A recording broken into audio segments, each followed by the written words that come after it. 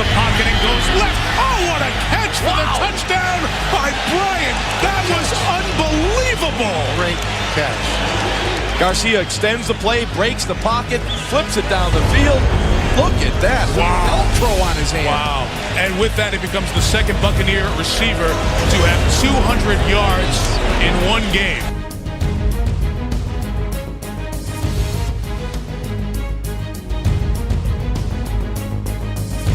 Blitz picked up, pass caught. Watson's going to break a couple of tackles and get the first down and get a lot more because he is still in bounds. He is inside the 20, he's inside the 10, and that's a touchdown for the Patriots.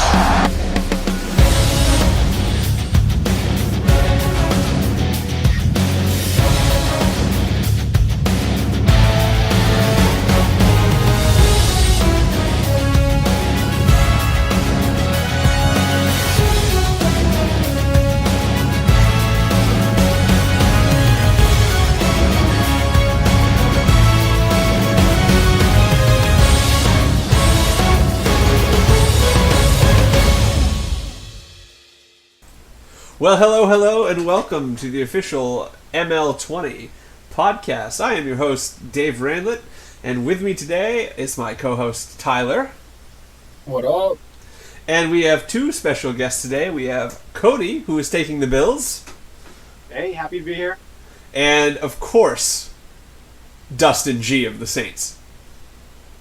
Go Saints, but with the X. You know how it's spelled goes. That's right. Who day gonna beat them Saints, right?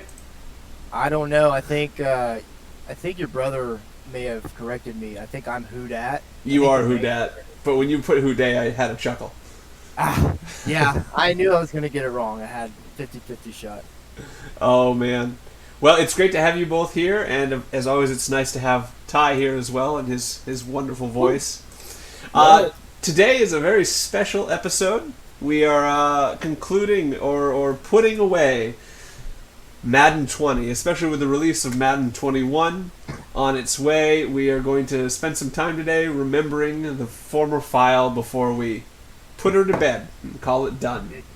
May he rest in peace. May it rest in peace. Madden 20 was such an important Madden for us, as it was kind of the revival of the old Madden League 16 that several of us came from. So this was iconic. Yeah, this is just like Madden 25 started Madden League 16.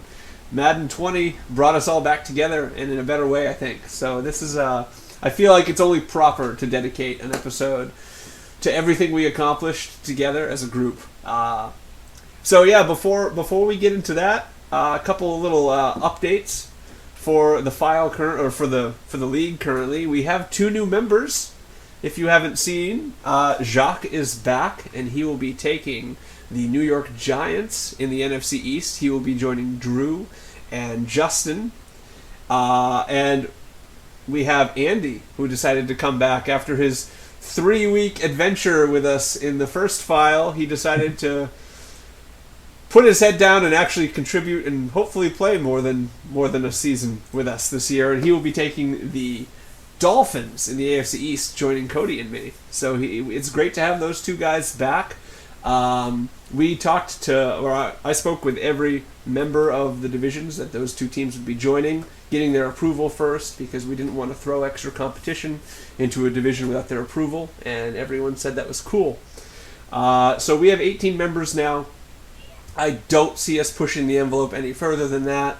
The nice thing about having 18 is if we have somebody leave at some point, we have a little bit of a cushion before we get below 16.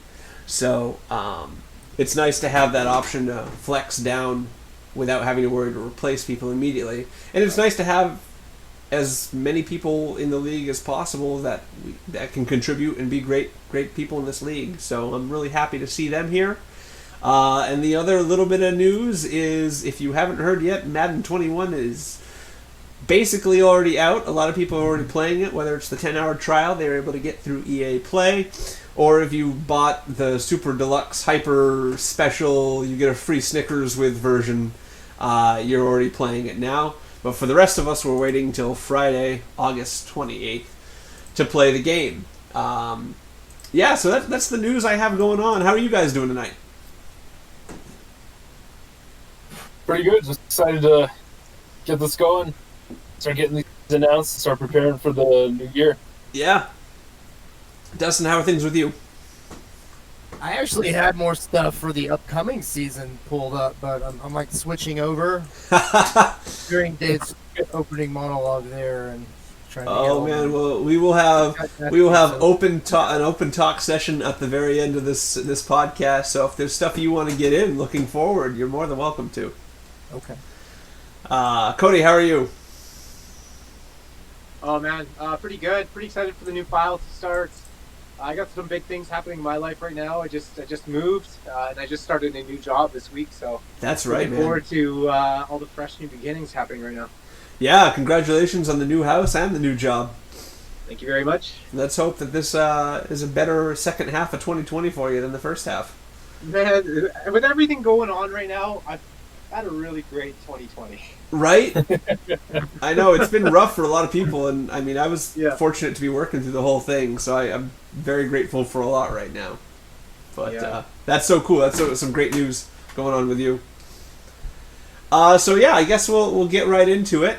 Talking about the Madden 20 file. It was a great time. We played 7 seasons in that file from September to about mid-August, I'd say. And we had 7 seasons. I think we went through over 24 users during that span, 24, 25 users. And we ended with several new guys that we did not start with.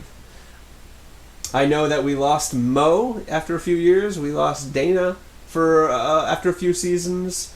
We had guys like Rutledge come in. We had another guy, a friend of Mike's, right? Wasn't he here? Am I forgetting somebody? Bengals?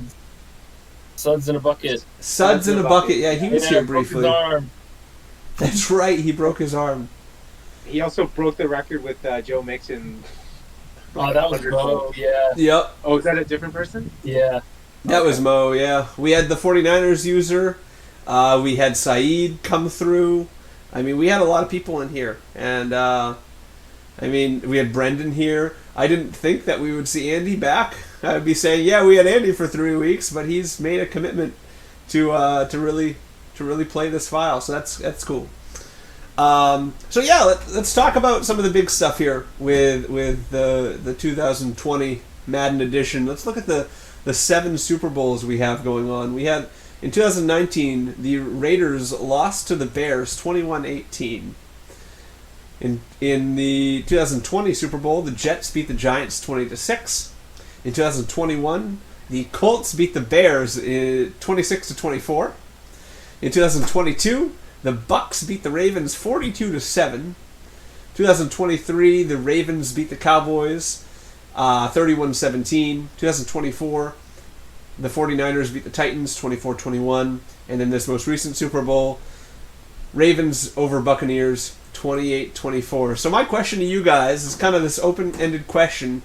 Out of those 7 Super Bowls, what was the best Super Bowl, and why? Well, I'll start it off. I'm a little biased, but my first game against the Raiders was insane with just the comeback and then the strip sack from Khalil Mack and then the middle linebackers carried back for the win. And with a score of like 19-18 or whatever that score was, that was a crazy game. That was a fantastic way to open the whole file. 21-18 Bears over Raiders with a ridiculous defensive play. I mean, that was awesome. Yeah, it was crazy. You think that's the best Super Bowl? I've got to agree that one's the best one.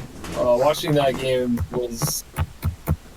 you're on the edge of your seat the whole time. The Raiders kept driving down the field, but then the Bears defense would stop them, forcing 6 field goals. Like, when's the last time you've seen that, let alone in the Super Bowl? Mm-hmm. I felt so defeated.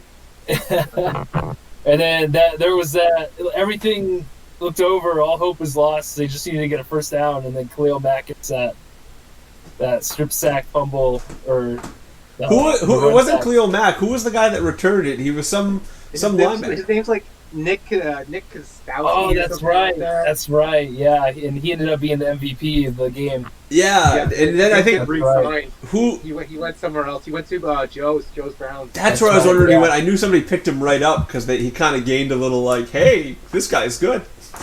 Yeah. That I was will right. say though, But yeah, I totally agree with that right there. Like, I felt so defeated. The game was over, and I was like, fuck, there's nothing I can do. And then I don't know why he decides. I think he made a mistake, and he could have kneeled the ball. Mhm. And it was a strip sack off like a halfback stretch or something like that. And I literally jumped off my coffee table. I was sitting as close as I could to the TV. I was like screaming. My girlfriend's there witnessing the entire thing, and she's like, "What the fuck is going on?" Oh man! And then I saw in the chat like I think Derek posted like, "Yo, I can't even imagine what Cody is feeling right now." But dude, just the emotions that just was created off that one play was so crazy. Yeah. Because that was that elusive Super Bowl for me. Like, I never won a Super Bowl in the past. I made it many times to the dance, and I was like, finally there. And Yeah, you had been to several like in past leagues many times. yeah, man, so many Super Bowls, and they've all This was like the time I was like, yes, I can win this. Mhm. And then it just felt like I couldn't score a touchdown the entire game. And I was like, this is it. Like, I'm gonna lose this. and finally, it took my defense to score that touchdown. That really, I think that really just paved that my defense for the remainder of the file. Like how dominant they were. They were just that was the Bears team for me, at least. That's why I decided to go and build around that defense instead of building around offense. With that play and the way you won that game, to me it was such a Cody way to play. I mean, your team's gritty in every game you play, whenever you play it, and to win on that fumble return for a touchdown with seconds left, it just seemed very appropriate for that to happen with you. So I thought that was fantastic. Really kind of summed you up, and I mean, it really gave you a name early in the file, like, hey, I'm here to play, and I just won a Super Bowl. Yeah. Any other contenders for best Super Bowls here from Ty or Dustin? I was gonna say the most recent one, the Ravens Buccaneers rematch. Oh yeah, that was a great game. That one was really good. It went back and forth. There were a lot of turnovers, a lot of times where momentum just wasn't siding on one team more than the other. Anytime it started to look good for one, something would happen and then it would shift the other way. And especially even though it's a different user taking the team, for Dustin to be able to get another rematch versus the Bucs in the big game, that's got some story to it as well. That's a good point. Losing to the Bucs in the way he did before, and then to come in and barely squeak it out. What was exciting about that Super Bowl is I did not know how those two users would match up. I just wasn't sure what Southern Sam would bring against Dustin, and for a little while Southern Sam had the lead there. Yeah. Oh yeah. I mean, that was impressive. I mean, you look at those two users and how they played 28-24 in a Raven victory. I mean, I'd love to watch them play again. That was a fantastic game and a fantastic matchup between the two. Yeah, definitely two top users for sure. Yeah, playing each other so close. That's what I loved about Last File anyway. I felt like for the most part, all the big games were good games. There wasn't really, you wouldn't really watch a big game and it'd be a wash unless it was me hyping myself up against the future Super Bowl champions or something. But yeah, no, I thought for the most part, the big games that should be big games were big games, and they were fun games to watch. Absolutely. Dustin, any Super Bowl input from you?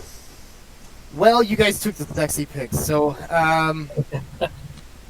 yeah, I was looking through the championships. I really liked the San Francisco team that LP had for that previous Super Bowl. Mm-hmm. It just ran down everyone's throats, and yeah, the games were relatively close because I mean it's not the best user on defense, but when you have time of possession, it's heavily in your favor as he has. That Super Bowl wasn't the funnest to watch, but it was just like a boom boom. This Matt, we all know how sluggish his style of play it was this past file. I'm not saying that's always how he plays, but man, right. he took the Jets there, and when he came into Tennessee, it really looked like he had the same strategy. But Yeah. a lot of the players that were kind of still left over from that championship Jets team, Le'Veon Bell, what have you. These guys came in and he just took that team right to the top. And I know. I mean, that's impressive. That was his first year with the team. It's sick to see two different guys come in your division throughout the file and kind of come through with rings. But yeah, that one stuck out to me. I really only seriously watched kind of like the last 3 Super Bowls and just kind of tried to catch pieces of the other ones if I was able to at the time. Just, we all know how the live streams timing is everything. Yeah. Of lives, but Right. I've watched a lot of Ravens this file. I liked what Dustin did. Man, he just stomped me every time we played. I think the last time we played, he scored 40 points in the first quarter. It was 40-0. Right. Yeah, that's Who did that? The first game of it's my first the Bucks year or something. that Niners-Titans Super Bowl, though. I mean, you have to consider the fact that the Titans only lost by 3. That was Matt's first year with that team. For him to get him all the way back there with, I mean, talk about, he had Russell Wilson at quarterback. He had Band-Aids everywhere, and he was able to plow right through. I think he beat the Ravens in the championship game to get there, and he has a stiff run defense. So he matched up well against LP, and LP was still able to get that win. I mean, credit to him beating Matt. But I think, considering the score and considering the situations, that was a pretty even matchup. And I think you're right. That is a good Super Bowl.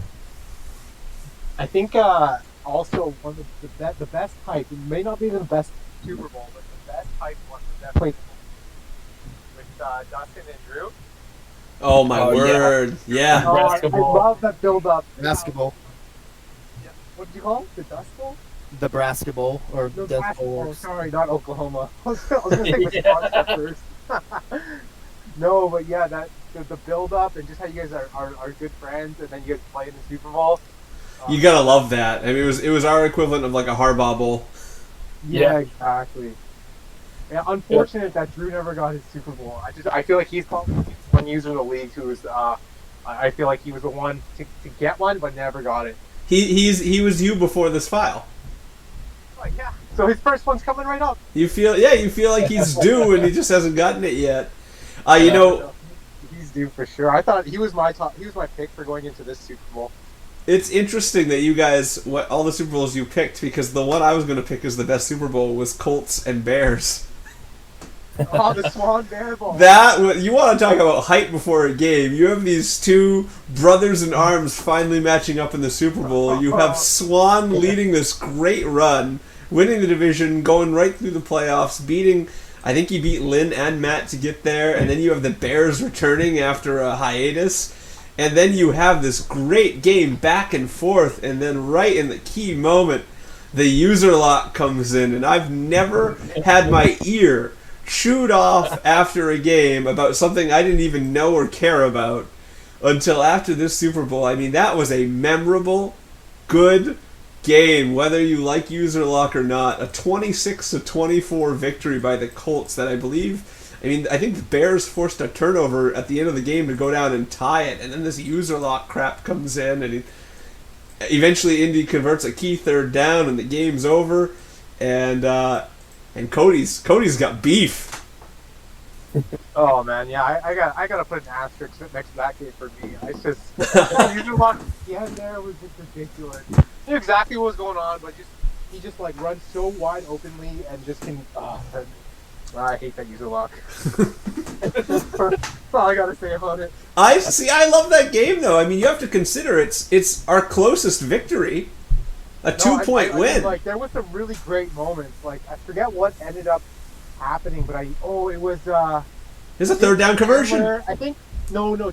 Chandler got that like 90-yard bomb. It was just like I was under pressure. I rolled out. Oh yeah. It hit Cohen just so deep, and I was like, wow, that was a fucking insane play. And then he had like, I don't know, a minute left or something. And I was like, okay, this is a pretty good shot. And then just nickel and diamond all the way down. And there was like a long third down. and I knew this user lock was coming. I was like, fucking trying to put as many people on this one guy and user locking, and he just like ran like wide open down the field, caught it, and I was like, oh, game over. Oh man. And Jordan finally got his ring. I mean, that was yeah. I mean, and I think he played one more year and then called it after that. But he came in and got it done. That was, I have to say, regardless of how you feel about the user lock, I mean, I played him twice that year. He was like destroying everybody. Once he gets comfortable, he is so deadly. No, that was the year of user lock for sure. There was him and Rutledge were using it a lot. Rutledge just abused that fucking thing. Oh yeah, because you played him twice a year. Yeah, so I played Rutledge twice that year, and then I played Ty twice that year. That's 4 games throughout the season. I was like looking at this user lock and these receivers just running wild, and then it meet the user lock in the Super Bowl, and I was like, fuck. Oh and my there's word. just a big difference between user, like, I feel like Saeed, when he user locked, he would just like be an offensive lineman, but yeah, user locking like a wide receiver running like a deep route is it's something different. Yeah.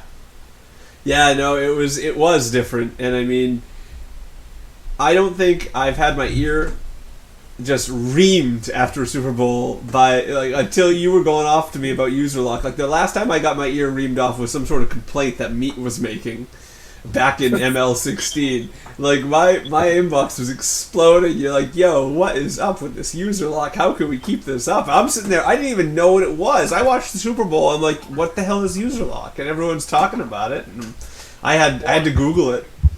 Yeah, and then I mean, like I said, I played against Rutledge throughout the year, and he used it like nonstop. And then I saw it in the playoffs. And like, I guess I want to play in a league where people are user locking. I was ready to go as well. I know. You were here as one of my commissioners threatened to like, I can't do this, man. This is stupid. It's not sim. It's not right. All right, well, those are kind of our categories for the best Super Bowls. I guess comes to the time to ask, what was the worst Super Bowl in the file? Bears Colts. I already talked about that one. Well, I mean, the elephant in the room is the 42-7 Buccaneers Ravens Bowl. Yep. That's kind of the domination by the Bucks. Yeah. That's the year I said I need to go get Mike Evans. That was the year that only one team beat the Buccaneers. Oh, who was that? What team beat the Bucks? Who was that? I don't remember. I think it was Dustin. I remember I beat Jack once, and it might have been that year, it might have been a year before. No, Cody. It was Ty. Oh. Guys, no worries. The one thing that stands out to me about that game was I can't remember his name, the Bucks linebacker that got like 4 picks in that game. Devin White. Devin White playing like Eugene Bias, and then you had Mike Evans just throwing defensive backs off of him in the middle of the end zone to catch touchdowns. I mean, Jacques knows what he's doing, but he dissected the Ravens in that game. I mean, it wasn't... Unfortunately for Dustin, it wasn't competitive, and I don't feel bad. Dustin went on to win 2 more after that, but Dustin just got shellacked. Yeah, that was definitely by far the most one-sided bowl, which is inevitable. So if we only have one, I'm okay with that. And like you said, he was able to win 2 more Super Bowls after that. So I'm sure it doesn't hurt too bad in hindsight. True. At the time, though. Oh yeah, I can't imagine going to the Super Bowl and getting blown out. That's got to be a tough feeling. Yeah. Also, another Super Bowl, I wouldn't say it's kind of the middle of the pack, that Jets-Giants Super Bowl, 20-6 in favor of Mets Jets. That was a close game for a while until about the 4th quarter. If I remember correctly, I think Matt just kind of figured out and dissected the defense and pulled away, but I remember it being like, I want to say 13-6 for a good 2 quarters. I think I remember that too, Dave. Yeah, I just remember it being close, and you were waiting for either Barkley to break out or Sam Darnold. I think Sam Darnold ended up scrambling and setting him up for a touchdown there to pull away 20-6 late. But it wasn't a bad Super Bowl at all. I think it's worth mentioning. I remember enjoying it. Yeah, the only reason that I don't really have much to say is, I'm going to be honest, I don't remember much of it. True. You know, it seemed like it was a close enough game. So it was early enough in the file, and a strong enough lead for Matt to come out. And I'm sure their play style being very ground and time control focus was a game clock focus made it. Yep. Just a little bit less eventful of one to remember, but that was the beginning of the Jets' almost dynasty during the regular season there. Oh, that's true. Well, that was Matt's one ring, right? Yep. That's right. I do want to make another shout out. Looking at all these Super Bowls, to 100% Super Bowl participation from all users in Nebraska. So congratulations. That's a good point. All the Nebraska boys made the Super Bowl this year. Or Wisconsin, or wherever you guys are from. Wisconsin? They're in Nebraska, man. All right, so moving on from kind of reliving those Super Bowls, I want to ask you guys to talk about and just go over, and you can, whoever wants to go first can, your favorite games, your big moments over the course of the file in the last 7 seasons. What are the things that you guys are always going to remember from this file moving on? What stood out? What games and moments were like, wow, that was awesome? That season that Bias really kind of broke out and nobody could figure out how Drew was doing it with this guy. That's right. That was what, 3 or 4 seasons ago. He just kind of was like this no-name guy he drafted, and he was like, no, this guy's legit. Yeah. Remember when Bias was back throwing to Bias was back on the video? Say that again? Remember when throwing to Bias?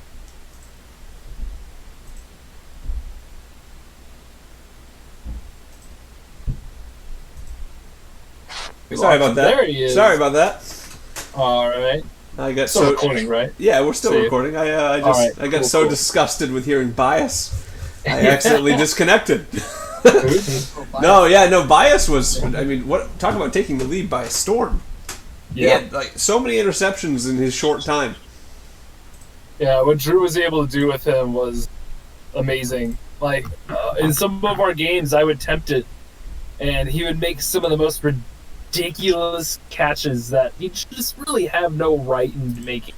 Mm-hmm. And it just taught me to just avoid him anywhere he was in the field. I'm not going there. Don't risk it. I've watched too many people, and I've done it too many times myself. And unfortunately, it took a lot of the league a long time to learn that. So he had Bias had a hell of a career. He had four seasons with us. His first season, he had 17 interceptions. His second season, he had 18 interceptions with 7 touchdown returns. You think he's done it all. Then in 2024, he has 20 interceptions and 5 returns. And then the last season he played, he had another 17 with 3 returns. So, I mean, he just double digits every single season. And he had 20 in 2024. Just basically, he's getting at least one a game. Right. His whole career. Right. That's insane. Wow. He was drafted as a 29th pick overall in the first round of the 2022 draft. So 29th overall. And became an X Factor beast of a safety for the Cowboys. 96 overall by the time we finished. 4 years. Best drafted player. Yeah, you gotta say, most impactful. Oh yeah, best drafted player by far, I think. What other things you guys got? I got so for mine, I got Super Bowl one, obviously. Talk about that. I really liked. I think the most memorable game I've ever watched on a stream has to be yours, Dave, against Swan, where Mike Evans fucking Odell Beckham'd him for the win. One of the most insane catches. Like, I think you had a lot of viewers that night watching that game. Yeah, I had like 9 people and a friend over watching that one. Yeah, it was so crazy, man. The way Mike Evans leaped up and brought that down. The picture still is like gonna live in infamy. Oh that man, was one of my favorite games. That was one of the few games I jumped up out of my chair and shouted. My friend was like slamming me on the back, like, "You go get him! You go get him!" Oh my god, that was so crazy. I went ballistic. It was awesome. And then I really liked. And then the next are all Bears games because mostly it's biased here. Sure. I remember, Dave, you had built a really strong team, and I think you were vying for a pretty strong playoff push, and we matched up early in the season. Mm-hmm. I barely squeaked out that win, and it was like face off just on like some nickel and diming with Tariq Cohen, but it just seemed like you had such a stout defense. Anywhere I went, if I tried passing the ball, I was just getting rocked. And you were wearing like your all black jerseys. Do you remember that game? Well, that was when I had beef with you when you traded freaking Chandler. I was pissed. Yeah, it was right before the beef, or right after the beef started, and Presley comes in, and Presley gets the win. Oh man, that was huge for you. Yeah. I was just running on pure rage in that game. I was like, "You freaking you!" Because for those who don't know, we had agreed in principle to a trade, and next thing I know, I go get like some dinner, and I get a little notification on my phone in the league news chat after agreeing to a trade that he's been sent to the Dolphins. And I'm like, what? I don't think I ever got that whole story. Oh yeah, I had a whole package deal wrapped up to send to the Bears. And so I'm like, great, it's done. Went in. I was freaking forking food on my plate. I'm telling my wife about the trade. I'm not even kidding. Flipping come back. We're set to play each other next week, and it says league news. The Bears have agreed to send Chandler to the Dolphins. And I just send him like this, what? And he's like, yeah, sorry, had to. I'm like, I could have countered it. Well, in hindsight, I definitely should have went with your trade because the season didn't last much, or those draft picks I got from Dustin actually didn't turn into anything. So. Oh well, you know, hate to say I told you so. Yeah. Traded him to Dustin. Then I got I just have, every time that I seem like I've matched up against the Cowboys throughout the season, they've always been great games. Mm-hmm. I don't have anyone in particular, but me and Drew have always seemed to have a really good matchup, and then we play in playoffs, and he either crush me or I'd squeak out a win. And I love playing against the Cardinals, Ty, and I just love like the beginning of the games, and you come out with all these crazy wildcat formations and these like running back throws, and then you slip up, and it happens, I don't know, midway through the game, and then the I kind of start catching on to the plays, and then the game is basically it usually ends up in my favor.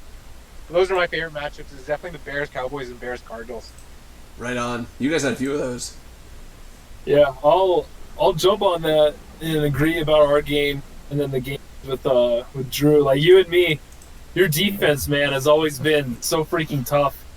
Your defense have sticky hands, and then Khalil Mack is always in my face. So yeah, it's pretty easy when you have Khalil Mack. Yeah, I'm always sweating and like trying to get things out as quick as possible. But also with Drew, he and I, we played a lot because we met in the playoffs like every other year. And then we would play regularly during the regular season and also in the preseason. But, man, I don't know what it was, but he would always have my number in the regular season, and I'd have his in the playoffs. One of my biggest memories is that game, the highlight video with one of the ones I made where I have the triple option to Cordell Patterson. He was my running back. I love that first era with him. I backwards on accident 5 yards, and it like sets it up for me to just turn and run up the whole time, get a juke, and then get the game-winning touchdown. That will always be one of my favorite ones because I'd always been a guy that wouldn't come up big in the playoffs, and that one made it so I was able to have the confidence going forward every other year. That was a special early season win for you, wasn't it? Oh yeah. I needed that. Don't want to be the guy that always loses the first round of the playoffs, you know. Mm-hmm. Anything else on your end, Ty?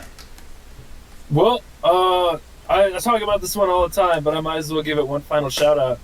The 63 Browns Jets. I had that one too. I've said this so many times, but the whole time watching it, someone score a touchdown. I don't care who. I don't care who wins this. I want to see a play. I swear there were like 3 plays that were more than 15 yards in that whole game. I think everything else was like either behind the line or like 4 yards. It was the most boring, exciting game ever. The Jets AFC Championship in like the first or second year. Oh, it must have been the second year. Yeah, because the Jets won. Yeah. That game, like seriously, like talk about anticipation. The whole game, you're just waiting.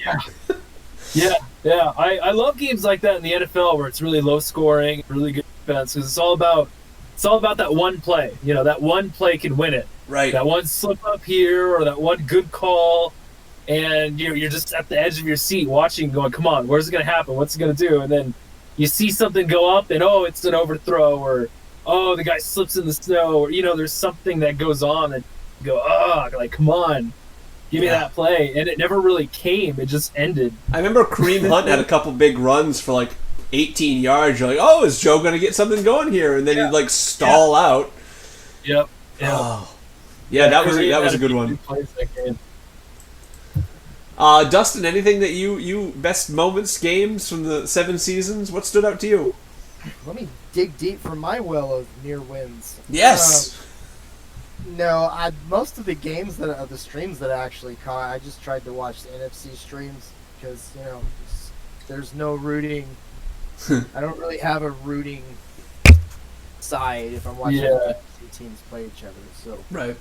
I watched a lot of the NFC South games, whether it was Jacques in Tampa or Sam and Derek down there. I felt like there were a lot of different offenses in the NFC, but a lot of the teams out of the AFC that came out, with the exception of Cody's Bears, of course, always tough. I know Ty had a couple of tough defenses in there, but I'm just saying, like, I'm just taking like an average. I feel like there were a lot of really fast, tough teams defensively that came out of the AFC, and that's just kind of my takeaway. I trying to pinpoint, like, I really liked, as much as I loved to hate Matt's Jets, I loved watching them. Game specifically, though, I had a near miss against Justin's Jets. I remember that game. That was you almost ripped that one off. And I had come, close earlier that season, but then he just kind of milked it away at the end, and then the score was closer than it really was. But yeah, having played him just recently, the fact that you were able to hang around, and like I never hung with him whenever we played, and he matched up well against me. But I mean, credit to you for keeping it close, because that's something I could never do. Well, I think the first time I played him that season was with Presley, and then the Bears trade happened, and then the next time we met, I had Chandler, and he just was not ready for the short passing game. He was like jokingly asking me for lessons afterwards. Oh man, that's fantastic. I mean, if you can step up and do that, then credit to you. I was flattered, but I really wish I would have come out with a win. Right. I did get to beat his CPU. Yeah, I saw that. That was you almost made the playoffs too. Yeah, I really needed Matt to lose. Mike did his part and got stomped by Drew. Yep. But it was not meant to be, unfortunately. Let's hope for some playoffs from you this next file. Yeah, we'll take the Saints. Yeah. To the promised land. I wanna bring up one more game that was in my file. Yeah. I think it was an iconic one. Was the one in Jacques' 16-1 season where I was down 21-0 at halftime. Oh man, yes. That was one of my favorite games, and that started a really weird trend of me being down like 3 or 4 touchdowns and then winning. That was a crazy game because Mike Evans that season was unstoppable. Amari Cooper was there. I think that was the first year he picked him up, and so even if you covered one, the other one was going to be open. Ronald Jones would spin and juke 3 people every run. That was such an intense game, and then Bobby Wagner came up big, got some good hits, got some good fumbles, and I was able to make some plays and able to create some routes that made some guys open. That was an iconic game for me because one, being able to beat him and be that little asterisk on the perfect season Yep. is really rewarding. And also playing him taught me a lot about the game. And he had a lot of things in it that I started to emulate later. Yeah. Isn't it great when win or lose you play a user and afterwards you just want to immediately tool around and say, what did they do and how can I do it? Oh yeah, there are a lot. It's of great to people that learn have from other that people. here. Yeah. I've got a few on my list as far as moments and things I'll never forget. The first thing I wrote down, and we talked about it last week, was Ty, your game against the Saints in the playoffs in the first or second season with the pick 6 on the RPO. I remember watching that game, and my first takeaway was, wow, Ty can play D now. And you were hanging around with Derek, who going into that game I thought had the edge. And you and him matched up back and forth. I mean, that game was so good. I was at work illegally watching the stream while the boss was away, and I was enjoying the hell out of that game. And it was the first real playoff game. I'm like, I got really excited, and just to watch you two go at it. And I'm like, I hope to see these guys match up all the time. Well, you will this year. Yeah. I love the pairing with you two in the same division with your favorite teams. I think that's awesome. Yep. The other thing is fun. I had the Mike Evans catch on Swan. That was just I got so fired up. I don't think I've been more hyped during a game. Another one I had was Sam, my brother. His first game coming into the file was against Cody, and he just beat him. as the brother of as the brother of the guy that beat Cody, who at that point I had beef with, I was so happy to see Sam come in, rusty as hell, and just put the old smack down on him. He was still talking about the fact that Cody had a Hail Mary on him way back in 2013 to beat him after Sam had done all the work to beat Cody. So for Sam, I know that win felt great, and I was happy to see him go in and show Cody what's up. Cody, you remember that game, yeah? I remember that game. Yeah, I do remember that loss. Good job to Sam on that one. Yeah, especially our history and kind of our back and forth throughout the years. And then going into that game, like, was that his first He hadn't played game? Madden in like 2.5 years. Yeah, to come in and beat me like that. Oh, yeah, great win for Sam there. Yeah. Some other games I had the whole user locks situation between Jordan and Cody. Another thing that we can't put this file away without giving a little recognition to the computer chargers, right? That's Well, true. we were talking about that before you got on, and a Hall of Fame candidate we thought of was Trubisky, because he won the Super Bowl for the Bears, and then he went on to make the playoffs for the Chargers. How ridiculous is that? Yeah. I wish we had logged like how many user wins they had tallied off by the end of the file. Or how many like they forced me into overtime twice.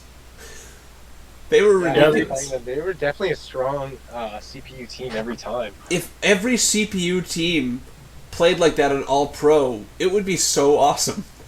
Oh, yeah. That's the in between. That's the magical in between All Pro and All Madden. Oh, you're right. Just Chargers. I remember the CPU Chargers at one point with Trubisky at the helm were beaten by Robbie Biggs' Carolina Panthers. Are you serious? Yeah. That's awesome. It's so weird. I've been away from the game for like 2.5, 3 weeks here. I forgot all about Robbie Biggs. That's awesome. I don't know why that's the random thing that sticks out to me, but I remember seeing that score on the ticker when I was playing one of my games. And I was like, what? Go, Robbie! Lost. Oh, Robbie. I remember when I first started Robbie Biggs and I was playing a game and I was down like 10 points. And the whole theme was, has this moment become too bigs for Robbie Biggs? And I'm just like watching this. I'm like, shut up. It probably is. Oh man. Some other things I had. One thing that stood out to me, Dustin, was when we played and when Xavier Howard just shut down Mike Evans, and Mike Evans had been dominating everybody all season, and then I go in and play you, And not only did you beat me, but you absolutely shut down my number one weapon, who I was throwing well to at that point. So I got to give you credit to that defensive game plan, because Howard shut me down. Howard was great that entire year. Yeah. And the wheels kind of just fell off after that season. Because I remember I played Drew at one point. Thank goodness Tyreek Hill went down, because I just locked down DK Metcalf with Howard, and everything was great. And I just threw too many picks to Bias. So what are you going to do? Well, I mean, you're always talking about how you had these close losses, but at least against me, you could say you checked off the win, because I think you beat me like 14-7. I couldn't do jack against you, and Howard was just a monster. Yeah, he was one of my better players, and I just kind of had to deal him at the last minute that last year to Matt when he came back in. But I will never forget. He's not so great in 21, so I won't be out handy for him anytime soon. A couple more things for me. This file. So 6 of the 7 seasons, I think every season he was there, I played Matt, and it would either be a close game or he would blow me out, but I could never beat him. And so the final season we all played, and he was taking the Titans, and he had beaten me his first year to get all the way to the Super Bowl. He had beaten me in the division, and so I had to like reconstruct my team from playing. Like, I had built a team to stop Jordan first and foremost, and then I had to like take an off season and say, okay, I got Matt, different user, need a different team for that. So I had retooled, and we had played, and he had beaten me in our first match, and I was just so done with him beating me. And I like Matt; he's a great user, but he had my number like almost the whole file, and I took that home with me, and it bothered me. And so I remember after he beat me in that first game, when he beat me, it forced a tie in our division because we were going back and forth.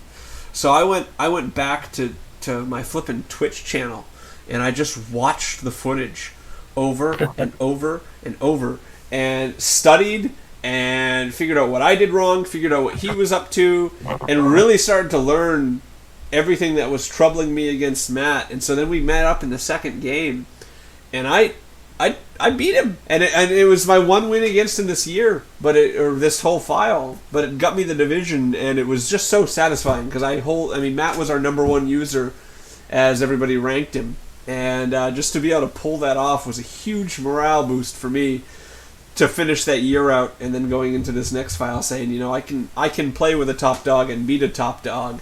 And so I have to give him a lot of credit because he really made me step up my game. And my other moment that I'll always remember is Ty, our game this past file too. Well, it was, so you had beat me earlier in the file.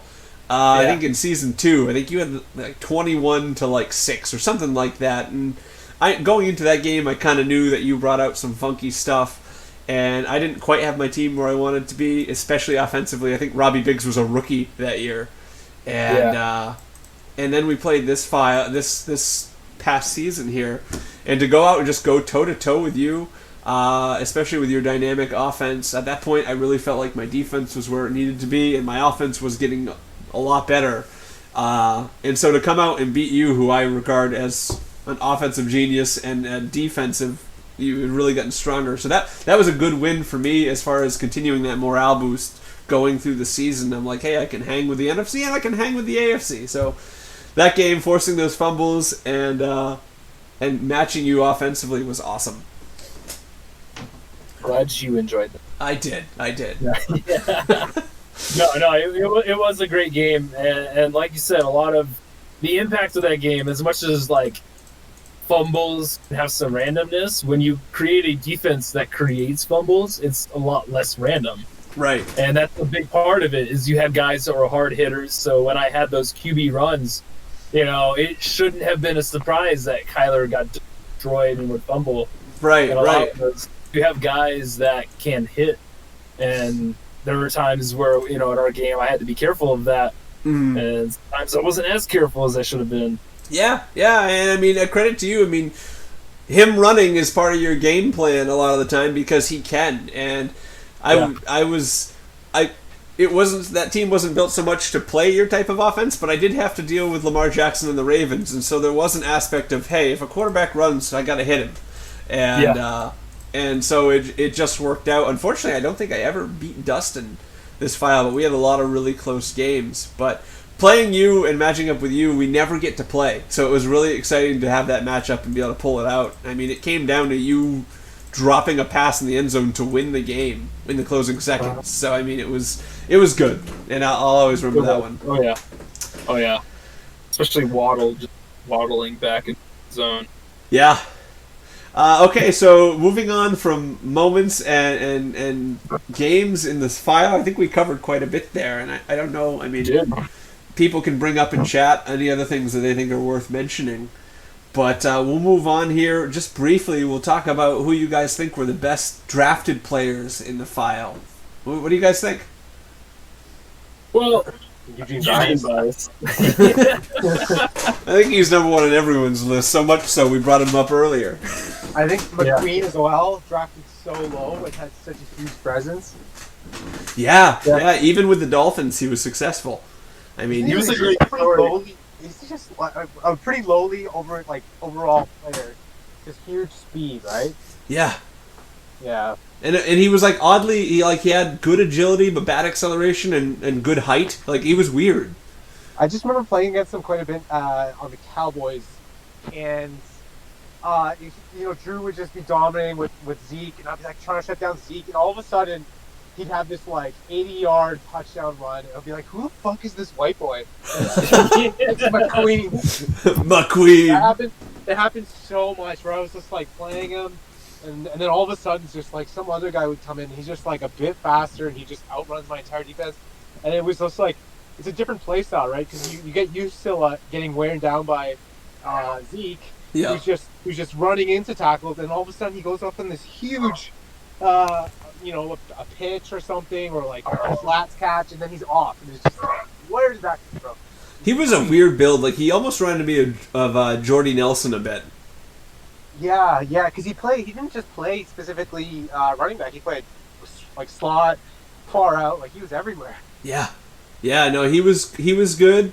Another guy I had on my list was the 49ers receiver Colin Howard. Yeah. I was a pick away from drafting him. And then flipping Brendan took him, and I was immediately trying to trade for him because I loved everything about him, and he ended up becoming a stud over there. Yeah, nice. Can't talk about drafted players without mentioning Gibson. Yep. I'll always remember that draft day. I saw him, and even though I had Harvey Ware, which I guess we can put him on there too. Sure. Harvey Ware. Like the last 5 or 6 picks of the draft, I kept messaging people like, hey, you want to trade out? Hey, you want to trade out? Because I'm like, this guy, he's dropping by far the best player left. Then Matt gets him, and I go, well, he has Bell. And I sighed because I had an early draft pick in the second round, so I'm like, maybe there's a shot. Yeah. And then he picks them, and then it's like, oh man, oh no, what did we all do? What did we just create in New York? Oh, and he became just, I would say he was the best drafted running back. Oh yeah, I agree with that one. He was good. Harvey Ware was in the definitely he bounced between a couple teams, but what a pass catching back he was. He was all over the place. Yeah, he was. He's my favorite player that I drafted by far, and probably in most Maddens. I really regret trading him.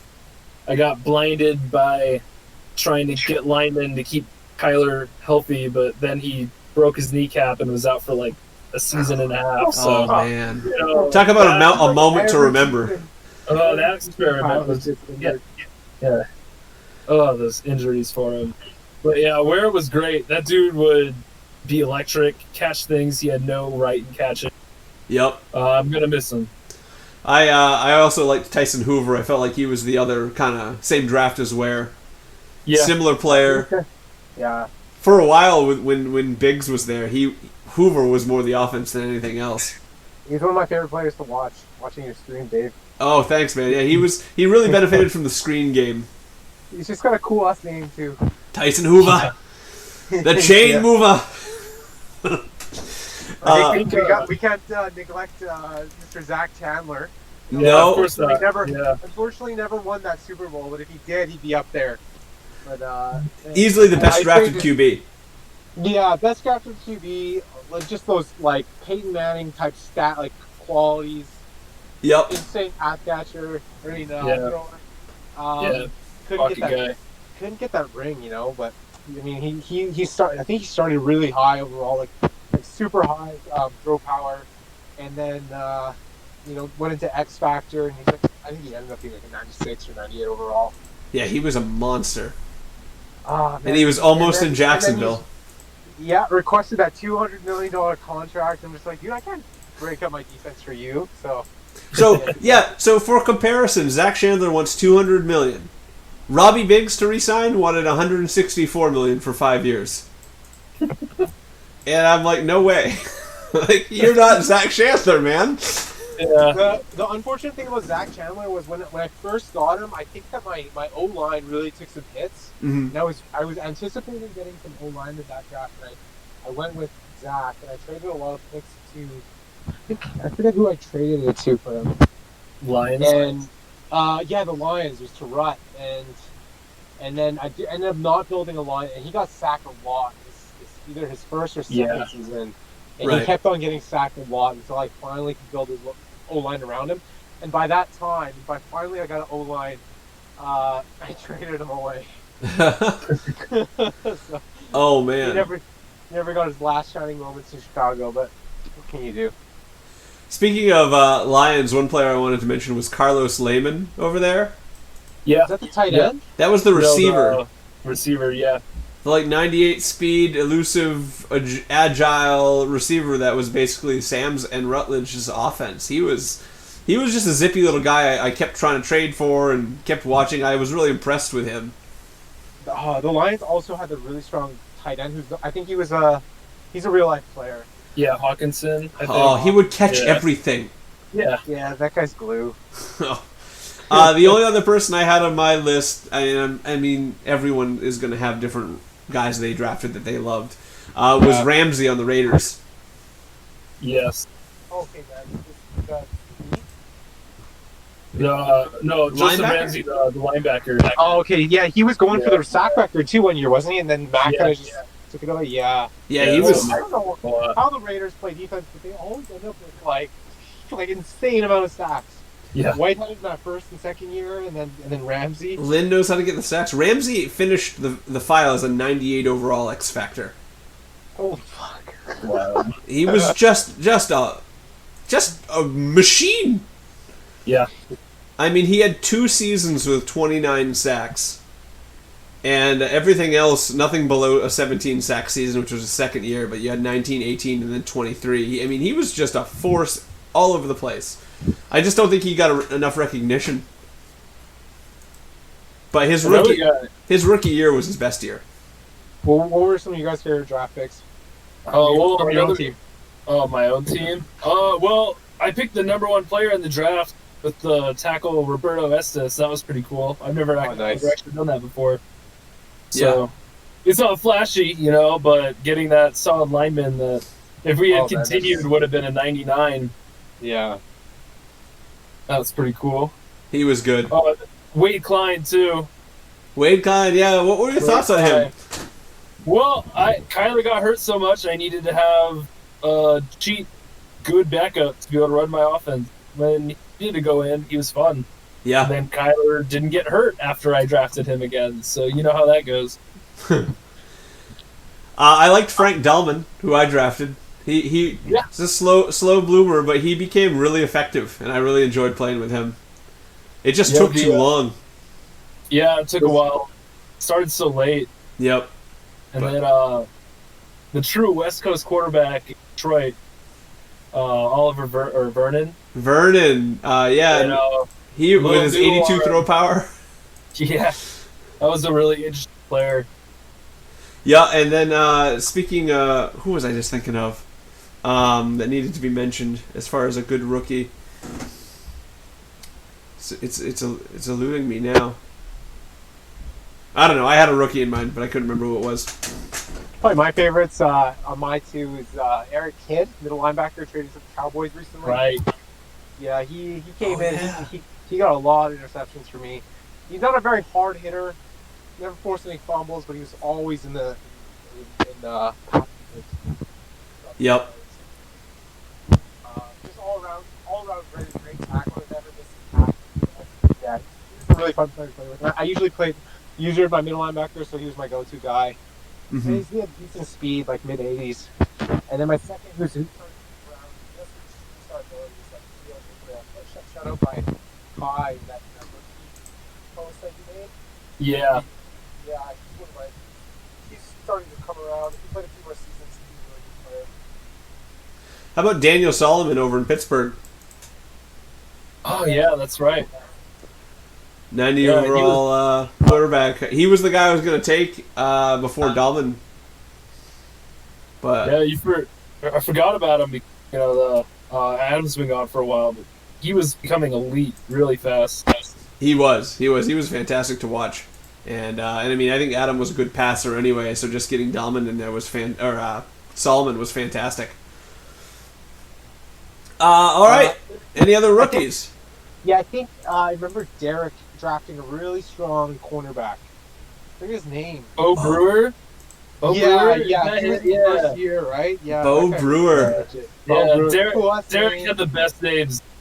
By Steve far, Kerr, Bo Brewer. There's another one. I don't remember now. Like Battle. He drafted like Matt Battle or something like that. That's amazing. Oh man, there were a lot of great names on that team. Yeah, he was great for picking the random guy that was actually going to be awesome. Yeah, very good. Who stands out to you guys as the best drafter this file? I got to give it to Drew. That's a good question. I mean, Drew had Eugene Bias, which stood out, and he had a couple other good. McQueen. Yeah, he had some good late picks in there. Man, that's good. I don't know if I'd give it to Drew yet. I mean, Think about it. yeah, I got to think about that. Jacques, when he was here, drafted well, getting his quarterback and some pieces. Yeah, he built a really strong. It all started with Andy, I think. I forget what Andy actually did to the Bucks, but then Jack came and he changed it up a bit as well. And the Bucks were a very interesting squad, I think, throughout, because they had 3 users. Yeah. And, they've always been consistently strong. I don't feel like they ever really went into a rebuild phase very much. Mm-hmm. They did when Jack blew it up, but Jack's ego was so high that nobody even knew it was in a rebuild. Yeah, that's true. I guess Drew was definitely a good drafter. I actually really late in the file, I thought Dustin really stepped up his drafting. Dustin the Dolphins or Dustin the Ravens? Dustin Dolphins. Yeah, I have to agree with you there. He always did his homework too. He did really well. He did. Yeah, I felt like he took his draft a little too late. Like as far as he took it really seriously and did really well, but too late to really see them truly prosper over the course of a longer file. And some of the worst drafters. I mean, it's hard to. I guess that would be hard to categorize too. I don't remember Cardinals. Is that what you said? What? No, it says hard to assess. Hard to assess. I would say I didn't see many like draftees come out of Baltimore. Yeah, it was always just. Well, a part of that, I'm going to be real. A part of that's because they get overshadowed. Von Drew is a guy that we haven't talked about. That's a good point. The reason we don't talk about him is because nobody talks about him. That guy's a monster. Cedric Hampton III, I believe, is the name of the DB that picked off Drew like 3 times in that Super Bowl. Okay. I remember watching that going, who the hell is this? And I looked it up. And you know, that's a good point. I actually think he was a very strong drafter. We don't hear about the other guys because the whole show there is about the offense. Right. And all, and, you know, Lamar, Hollywood, and all that. Yep. Yeah. If you really look at that defense, you can't name most of those people, but a lot of them were drafted. Yeah. When I think of Ravens, I just think of Lamar. Yeah. And Hollywood. No offense to you, Cody, too, but aside from Scott Chandler, I don't know many other guys that you drafted that stuck around besides freaking Buzz Starr. I mean, I'm not trying to call you out, but I don't know if you drafted that well, man. I mean, I think I did. I mean, Eric Kidd was an instant starter in Chicago. Fair. Will Abraham, he came and filled in. And then I usually just drafted O-line. Those guys don't really get shout-outs at all. True. Yeah. True. Right? So I never really drafted skill players because I always had, Allen Robinson and Cohen. a few Yeah, other you already had them. Yeah. Yeah, and I just kind of kept my skill users, so I was never really to draft there. Right.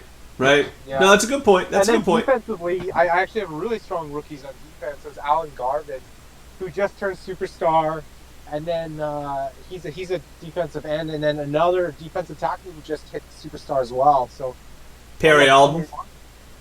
Yeah, that's the guy. Yep. Yeah, Alden. So I mean, they're there for sure. Yeah. Just kind of another case of being overshadowed. Mm-hmm. It's hard to assess the rookies for sure. Yeah, I think anybody is going to look at their team too and go, "Yeah, no, I did well drafting." Yeah. Because everyone, it's such a personal thing. That's why it's a fun topic to talk about, as far as who did well, who didn't.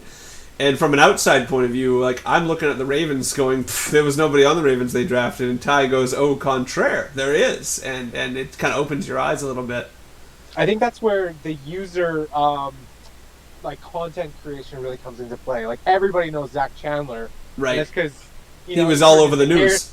He's all over the news. He turned into Hair Chandler, and he went to Miami. He took his talent to Miami. Right? So, yeah, no, that's a good point. It depends on content creation. I think the users that really developed a lot of content on the rookies, those are the guys that we all know about.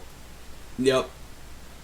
One guy I always liked too was Jabril Terrell, safety for the Jags. Do you remember him? Yeah.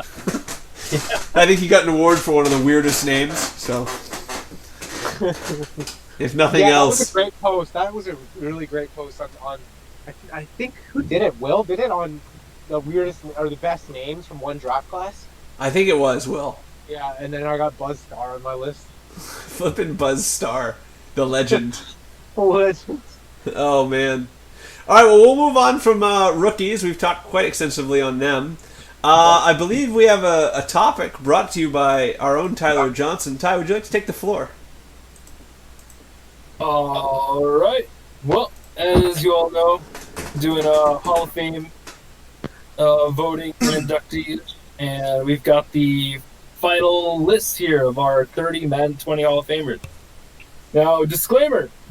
By commissioner error, there are 2 players that should be Hall of Famers that were not on the list, and that was my error. Apology.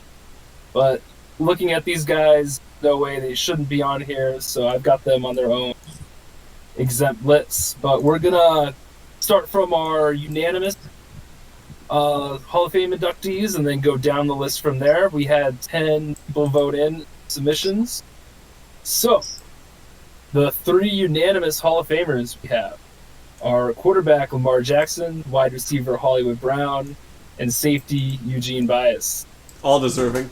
All of them were deserving. fantastic year in and year out. And Eugene Bias is just starting his career. Same with those other 2 guys. Yeah, all young. Yeah. All still under 30. 29. Yep. Yeah, those guys are gonna. If we continue this file to their retirement, they're gonna shatter the records. Yeah. Just absolutely shatter them. If the users can continue paying them. Yeah. Yeah, I don't think anyone has any complaints with these. The Lamar Jackson to Hollywood was So hard to stop. It was one of the most unstoppable forces. It was unstoppable. All he had to do was press the button. If he was getting double coverage, he would just run with Lamar and he'd get 30 yards. Or if he was single coverage, he would just throw to him and he'd get 50 yards. I would to a fault whenever I played him. I would to a fault game plan to stop him. I'd user against him. There was always the short, weak side out route that he would throw, and to him on a very shallow dig, and I would try to lock those things down at the cost of letting Lamar Jackson run free or Mark Andrews catching it down the middle. And so, I mean, he was somebody you had to devote so much user effort to because he was so good. Yeah, I mean, I played Dustin a few times. And the few times I did, I had to make sure that I was putting somebody relatively fast, and it was usually Khalil Mack. So that gave up my pass rusher, Right. and it was making him a QB spy. And then I have to have my best cornerback on Hollywood plus Eddie Jackson as safety. It was just all my best players were pretty much just taken away at that moment. Mm-hmm. You know, and then he had other weapons all over the map. Right. Right. No, yeah, you're right. And even still, with all my weapons, you know, taken away, those two guys were still the ones making plays. Yeah. If If I were to say, though, out of those 3 unanimous votes, Lamar Jackson, I think, gets the highest title with all the MVP votes and 2 Super Bowls. Yeah. Yeah, he was the dominant factor, which is no surprise. I mean, the guy's a beast going into this game, and thank goodness he's CPU next file. Yeah. So. Well, those are our unanimous Hall of Famers. I'm going to announce what I consider the commissioner error list of Hall of Famers, and that'll be Khalil Mack and Bobby Wagner, the 2 players that were unfortunately excluded from voting. Yep, absolutely, and both deserve credit. I think Khalil Mack may have been a little bit better than Wagner. Wagner bounced around a little bit, but still, I mean, a force of a linebacker and just a fumble machine. How many Super Bowls did Wagner collect in his travel campaign? One with the Jets. One with the Jets and none with the Titans. I thought he would have got one. I didn't realize he was never a Titan. He was never. Oh, okay. For me, from whenever I played against Wagner, which was a lot because he was everywhere. He was in Dallas. He was in Arizona. It just felt like, you know, throwing to a tight end was absolutely never safe. The middle was just like you couldn't go there, and yeah, wherever he went, he just made it the hardest hitting defense in the league, and fumbles were just gonna come. Yeah, he was as Jacques would call it, a code. What was that? Jacques called code enforcer. Yeah. Guarantee a fumble in those big moments. Yeah, Wagner was just, he was so good. And he went to the Cardinals early, right? That was in the first season? No. He was the Jets for a while. Okay. Yeah. I had him for 3 seasons, I think. 2 or 3. Yeah, he was aging in Arizona, but still a factor. Yeah, he was old when he came here, but still hit. And then you guys, I'm so happy that Khalil Mack became a Bear before I took over the Bears because he was on the Raiders, right? What a run he had! What an insane run! Just the representation of the Chicago Bears for sure. Yeah. No, he fits there, and he fit your defense well. I never always doing his thing, getting those sacks, strip fumbles. Interception later in his career, once he slowed down a bit, I put him on the flats a bit, and he'd always come down with an interception or 2 during a game. Mm-hmm. And then he'd be slowing down. I noticed somebody else would be like taking his lead in the interceptions or in the sacks, and then he'd have a huge 5-sack game. Yep. Fun player. For sure. Yeah, he was a monster. Like every play, you had to account for him. Who else we got? Well, now we're going down to the players that got 9 votes, and we have 2 of them: wide receiver Allen Robinson and wide receiver K. Metcalf. The workhorses for the Cowboys and the Bears. Yes. Very, very. For Allen, I love I really appreciate all the love that A-Rob's got from Matt, saying that one of the best receivers in the league. Because whenever I was streaming and reviewers watching, Allen Robinson would just the catches he would come down with were just he would just dominate. I mean, he was, and the fact that he hit free agency and you got him back, that was incredible. Yeah, totally. He was a monster. I mean, he could do it all, and Metcalf was just a deep bomb king. Yeah, we call him third and A-Rob in Chicago. Third and A-Rob. Yeah, and Metcalf dominated in Dallas too for a long time. Yeah, both of these wide receivers were guys that I had played a lot against and made me want to throw my controller at the TV a lot. Because they'd be double covered, like on the sideline or in the end zone, just being smothered, and then their hands are the ones that come up and grab the ball right there. Ball's going. Like, you absolutely know it. Yeah, you know where it's going. You know it's going to go to them. You put an extra man on them just in case, and they still would come down with it. Yeah. So many times. And the times that you beat me, I remember, it was because A-Rob pretty much got swallowed up. Yep. Yeah, it was the play was supposed to go to him, and usually it works, but sometimes it doesn't. Oh yeah, in all of our games, my game plan was always do what I can to stop A-Rob. If I can stop him, there's a like not then you shut down A-Rob and bottleneck Tariq, and that's game for the Chicago's offense basically. Yeah. And Metcalf, that was a Dana trade, right? For him to Dallas. The thing about Dallas and their receivers was for me, and we played a lot, was that he had an option to press A, B, or Y, or whatever the control buttons are, and they were going to catch the ball. It was either Tyreek Hill, DK Metcalf, or who was his third receiver? Harvey Ware for a while. Harvey Ware. He had a third that was so McQueen.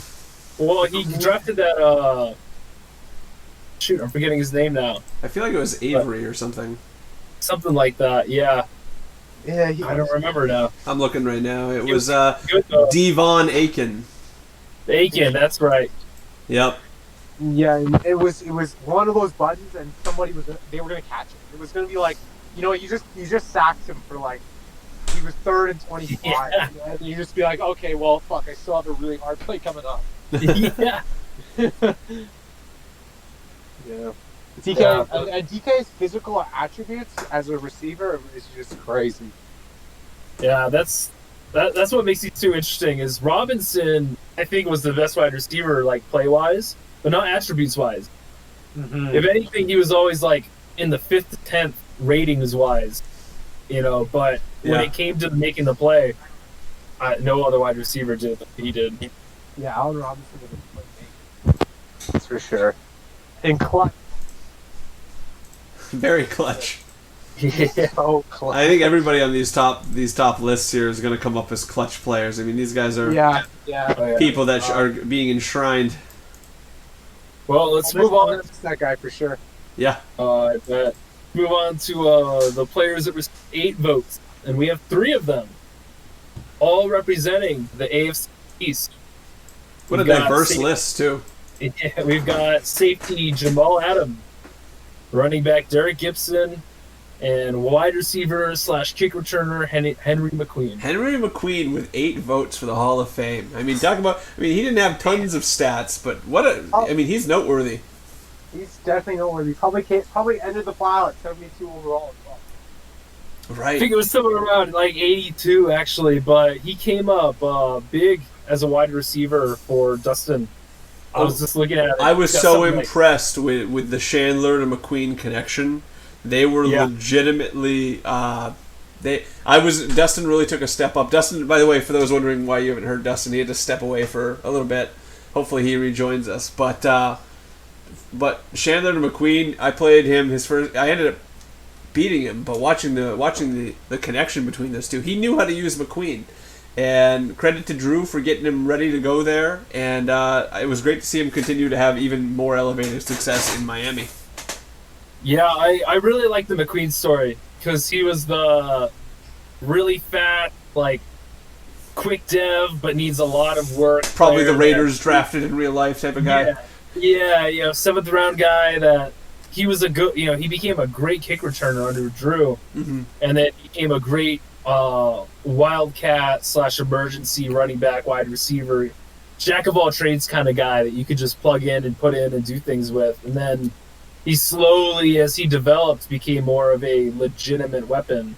Yeah. And then Miami became the guy. And I can see why, despite not necessarily putting up the stats that people behind him did, his return game can't be underrated. And just the story of him, that everyone loves to see the 7th round guy become a star. Yeah, and I think credit That's to the you. best storyline for sure.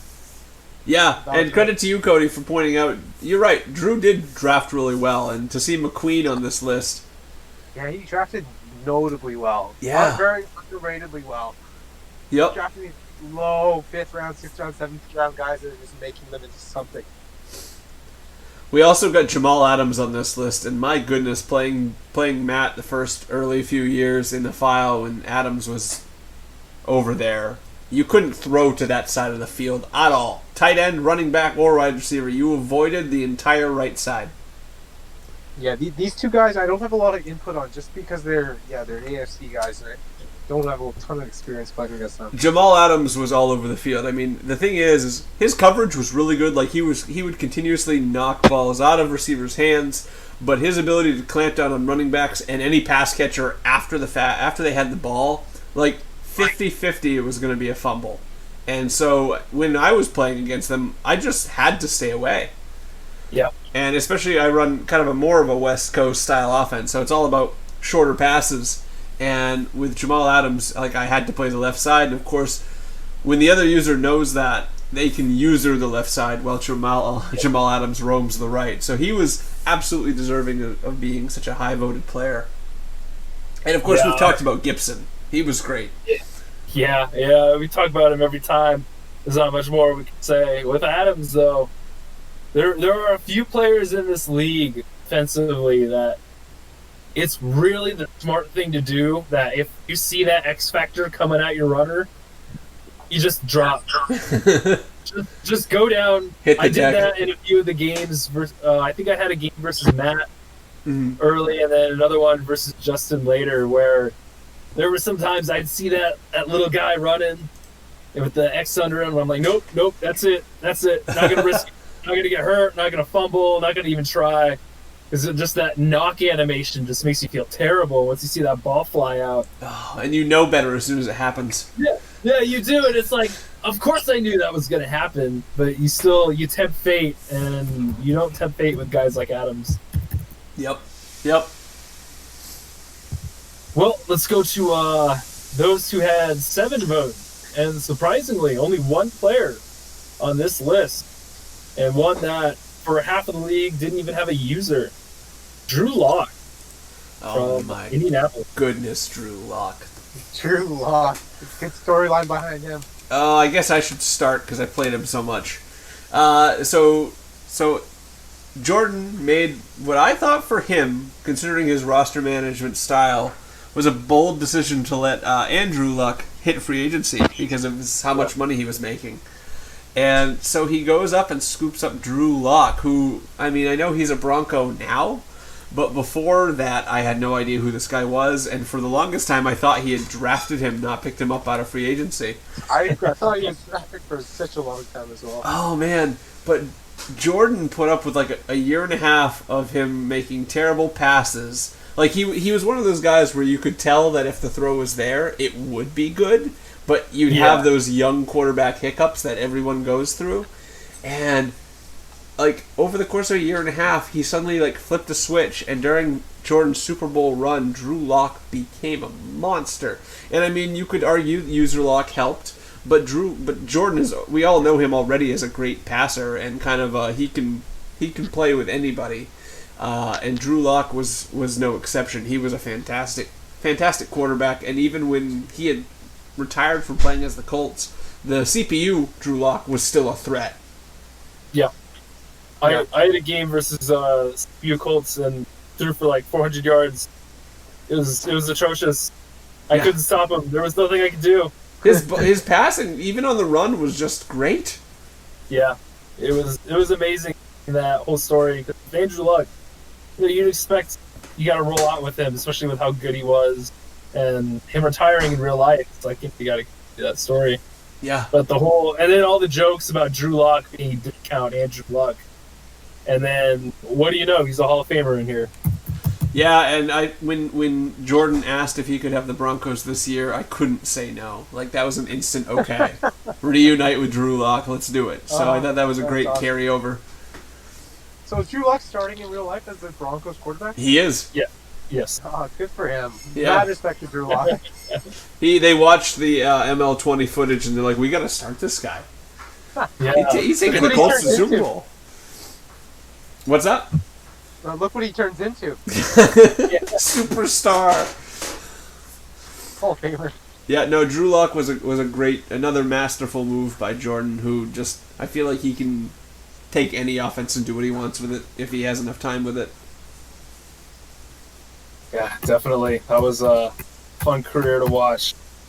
Now, to the more congested grouping, got 7 players that received 6 votes. Got cornerback Jalen Ramsey, running back Harvey Ware, defensive tackle Chris Jones, linebacker Devin White, wide receiver Mike Evans, wide receiver Cedric McDonald, and then outside linebacker Joseph Ramsey. You know, looking at this list, the 2 standouts to me on this list, out of all these names, and all the names are relevant, but Chris Jones and Mike Evans are the 2 big Oh, I names was to going to me. say the exact same thing. Maria, Chris Jones was, talk about a force in Arizona. You have to be happy with him, Ty. Oh, yeah, and the funniest thing, do you know the whole reason why I signed Chris Jones? To fill a hole? Actually, it's even more petty than that. So somebody else wouldn't get him. Dana put an offer for him. Oh, wow, And I really? was like, you know what? I've got so much money this first year. I'm gonna way over offer this guy just so you can't have him. And he ended up being my favorite defensive player.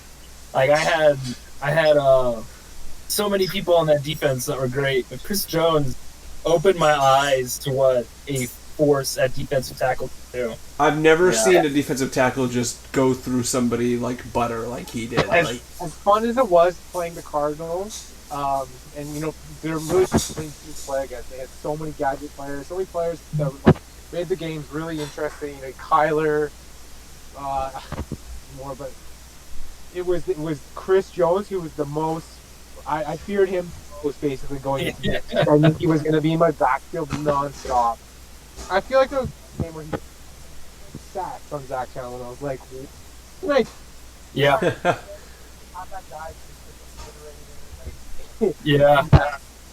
I have to give it to him for being. I think when I played the Cardinals, he was the one player I was like, oh, this could. He is more of a face than Kyler, I think. I'd agree with that. I mean, he got like 30-something sacks one year. He just continued to dominate. And the thing about it is everyone's used to playing with good edge rushers. yeah. People That's right. people don't expect a big fat guy to come at them right from the middle. No, You know, he to obliterate he the center. transformed the defensive tackle position in the league, I think. That's an interesting point. I think There was no other D tackle like him in the league, at least, as far as I remember. No, I don't. I think. I mean, there were some good DTs out there, but I don't think you're right. Anybody was anywhere close to as impactful. And I think. I think you could argue that with 6 votes, he's a bit of a snub. I gotta say, that's what I definitely felt like. You know, a little biased, of course, because I got to see it all firsthand. Sure. But he won me games. Who was? Especially If somebody were to ask you who the best defensive tackle in the file of ML20 was, Chris Jones. Chris Jones. Chris Jones. Chris Jones should Nobody- be up in the conversation of Allen Robinson and DK Metcalf. Yeah, as far as that's right. impact and nobody ability. comes close. Nope. Nobody comes close on defensive tackle, and he is deserving of more points. Yeah. The other guy I mentioned was Mike Mike Evans. Evans. Yeah. I mean, he was great wherever he went. Well, he created that iconic catch, the best catch in the file. Yeah. Yeah. He won a Super Bowl. He won really important games for teams. Yeah, iconic player. Yeah, I mean, he's your. I mean, you think Odell Beckham with his catch as far as in the real NFL. Like Mike Evans was the poster boy for the big catch in this file, and I was just happy to be on the right side of it.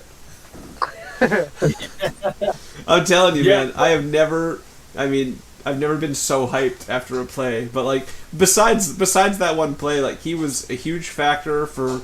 He opened DJ Chark up for me in his time here. He really gave my offense some diversity, which it needed really badly. Yeah.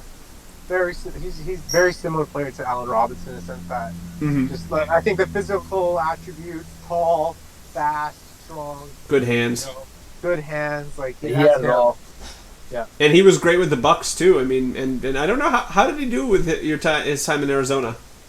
Well, he was always the third or fourth option, but during the regular season when I needed to go to him, great. Good. Unfortunately, in my final playoff game versus Cody, he absolutely shat the bed on me, and every time I threw to him was incomplete or an interception. Wow. Well, that's also because Khalil Abraham was there. Yeah, it was a rough final game for him in this file, but I mean, for the most part, that was the only time I ever saw him disappoint. The other names on this list, I honestly, with 6 votes, I was surprised to see Jalen Ramsey so high. And I think I told you this, Ty. I felt like his time with me in the file was fairly quiet, mostly because nobody threw to him, and so he had that effect. But at the same time, like he wasn't like I never felt like he was a highlight maker unless I was playing the CPU. I gotta agree with you on that one.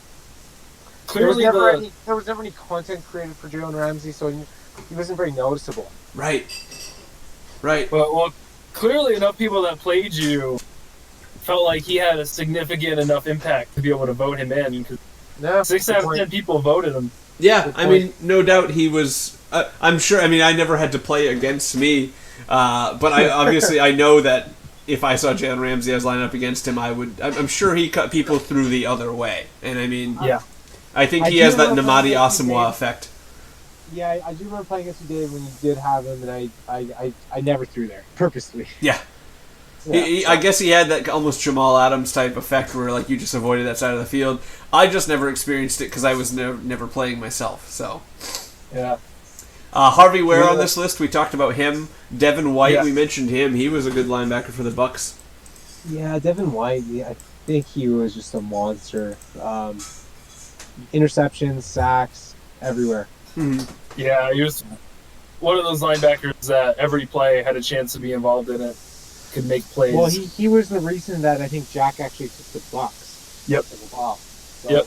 That was a deciding factor to Devin White. Yeah. I might get some rebuttal for this, but 6 votes for Cedric McDonald. I'm sorry, I could never take him seriously, and I'm going to flat out say I thought that he was a product of CPU padding, not so much that he was the focus of it, but I felt like any numbers he got were against the CPUs. I never thought Cedric McDonald was good. And when I was looking for receivers, I ended up picking William Levine from the Eagles before Will left instead of McDonald. I didn't think McDonald was that good, and I think 6 votes is too high for him. Where did McDonald go? He was a Jet.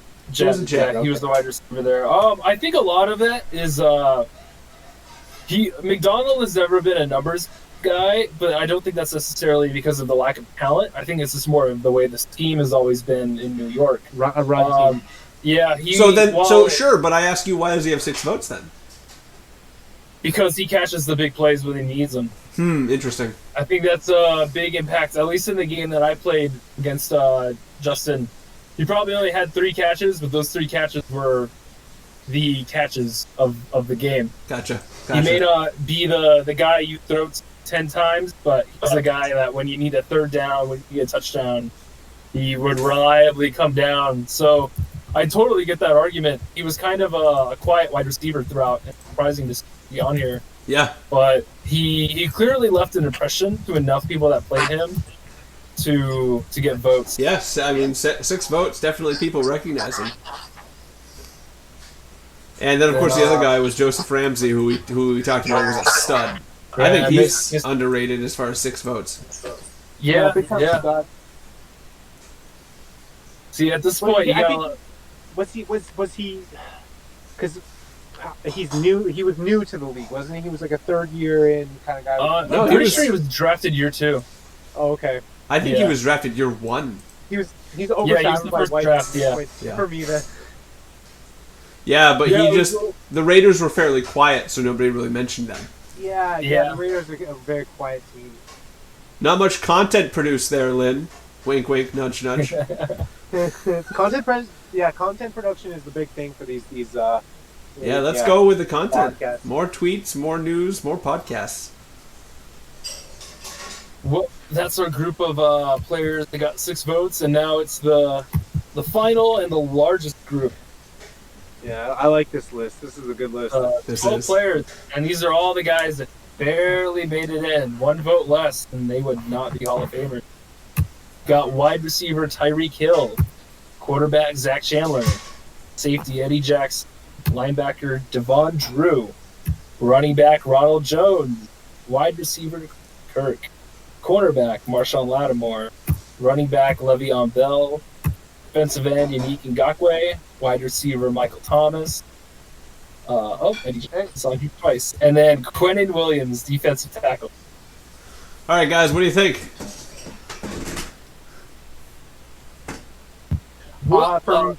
Okay, go ahead, sir. I think these guys are all deserving. The only one, I think 5 votes for all of them. They have their own reasons to be there. Either they didn't get played by a user the whole time, or they were younger, so they didn't get to quite have an impact, or they just got overshadowed by someone else on the team.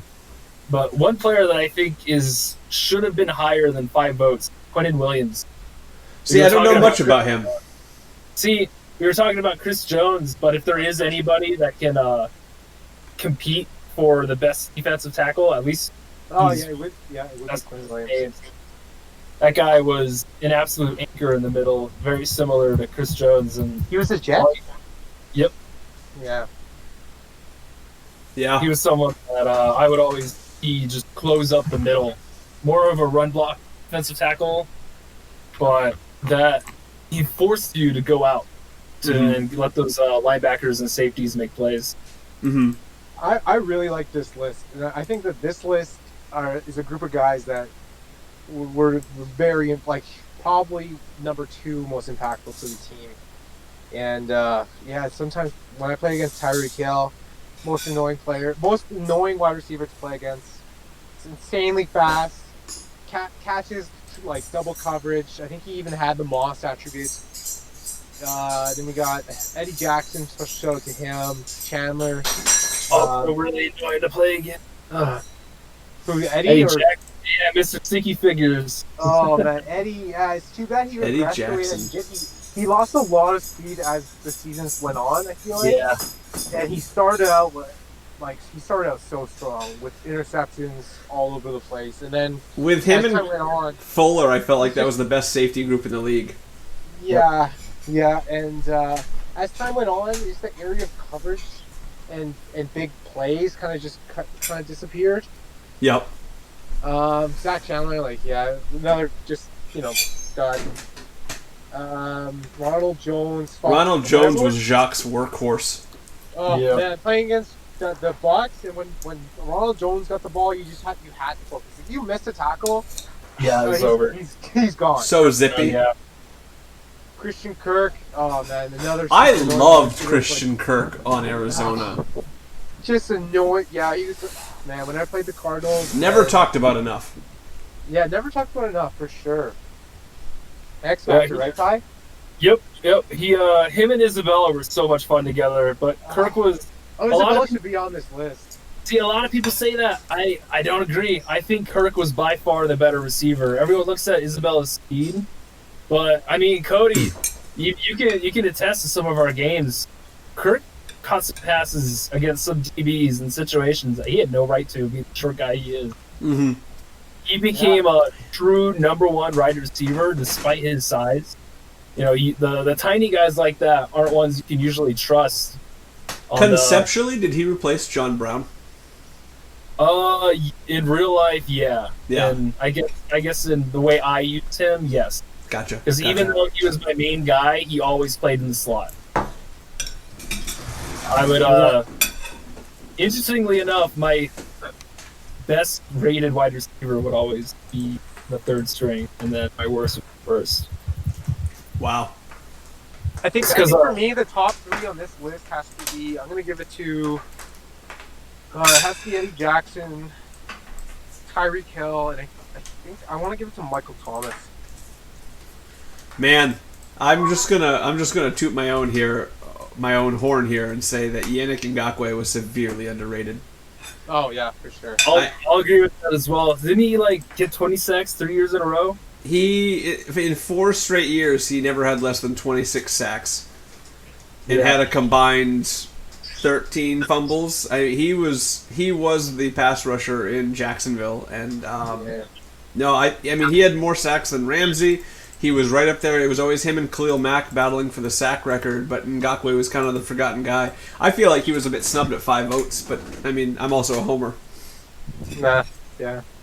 He contributed to that Jaguar defense for sure. Yeah. Yep. He was. To be fair, he was the one that forced all the quick passes that would get intercepted. Like he was the guy there. Yeah, I can totally understand that feeling of a snub there. I'm surprised to see Le'Veon Bell on this list, but I guess it's deserved. That's funny. I would have figured Bell would have been higher. Oh, interesting. Yeah. When he was healthy. Yeah, when he was healthy and not overshadowed by Gibson, eventually he was the best running back in the league, in my opinion. Mm-hmm. The issue is he would just get hurt after leading an MVP for a while. There were a few years where he was the leader in MVP, get hurt week 11, week 10, and then come back later, but wouldn't be able to become the number 1 running back that year. He actually, until the final vote, wouldn't have made it in. No kidding. So, yeah, that final vote put him in. I was kind of shocked to see that. Michael. I was going to say, Ty, you had Marshawn Lattimore for a while. How do you feel about him at 5 votes? Well, he did for me a lot of what Ramsey was for you. People didn't really throw to him that much. In fact, I'd have people PM me and say that when they would start up, they'd look to see what side Lattimore was on and then focus together. Yeah, that's always good. Yeah, it was. He was one of my favorite trades because not only did he end up becoming an absolute 99 rated stud, I went around the league around the second year and I looked at the cap space of every team and I went, who's really going to struggle to keep some of the players that are on their final year of their contract? And I looked at a few players and then there was Derek with the Breeze contract. And then Marshawn Lattimore about to ask for a lot of money, and I go, you know what? He's in a sticky situation here. If I go to him before he shops Lattimore, I should be able to get a deal without having to overpay, because he's in a desperate position. I'm the one initiating it, so I'm not competing with anybody. Do you know? Fun fact: I was in talks with him when you were in talks with him. Ooh, for Lattimore, I was trying to pair him with Ramsey for a little while.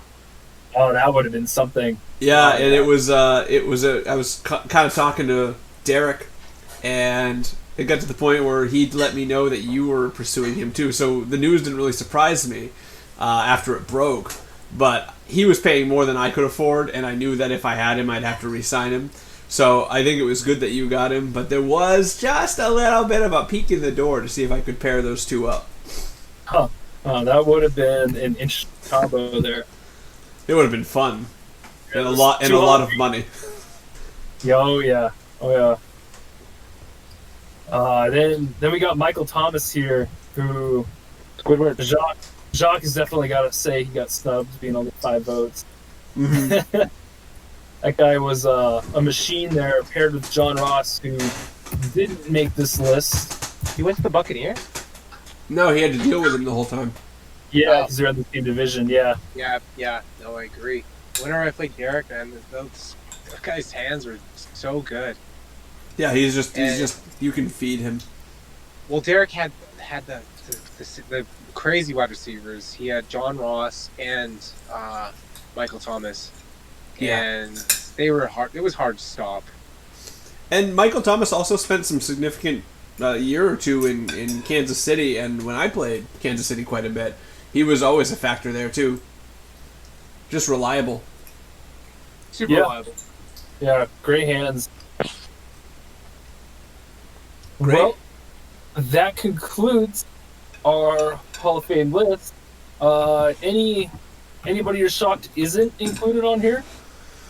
You know, I wanted to do a special shout out to this guy who I always play a lot in my division. And he's on the Vikings, and his name is Harrison Smith. Oh. Harrison Smith. And I played the Vikings a lot because, division. And honestly, I feel like he must have contributed. He probably forced 10 fumbles against me. And in the league, he actually led in fumbles quite a bit. CPU player, fumble forcer, interception maker. The guy was a force. Probably one of the best CPU control players. Yep. I had him for a year too. Once he started to regress left there. Had him in that game. He was fun. Yeah, he was a great player. Regressed a little early, but still a force with those fumbles. Yeah. If you guys like, can go through the players that got snubbed real quick. Shout outs on that one. No. Okay, let me just. We had Mark Andrews had 4 votes. Dallas Terry, Deion Polk also had 4 Deion votes. Polk was one name I was going to mention. Yeah. Kyler Murray with 4 votes. Yep. Leighton Vander He's got injured too much. Yeah. Oh, yeah. That was a huge thing. I don't feel hurt at that at all. You got to stay healthy to get in. Right, Darius Leonard with 4. Oh, yeah. I was wondering if we'd see his name or not. He was kind of the anchor to the teal curtain. Yeah. Kyle Fuller also with 4.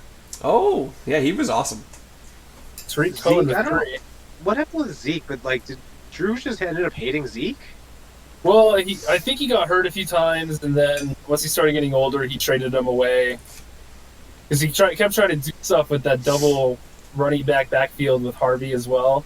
Mm-hmm. So Never quite panned out. Yeah, he never quite became the premier guy that you would want. Yeah, those are the... One guy I was curious to see if they would climb up at all, but doesn't look like they got anywhere close to, was DJ Chark. Oh, Dave. I was waiting for you to ask that. He was the guy. Not DJ enough, though. Chark received 1 vote. It was probably my own. With your vote. What about Mr. Cohen? Did he get any votes? Cohen got 3. You almost made it. Should have voted. How about Kerr? How did Kerr do? Kerr got 2 votes.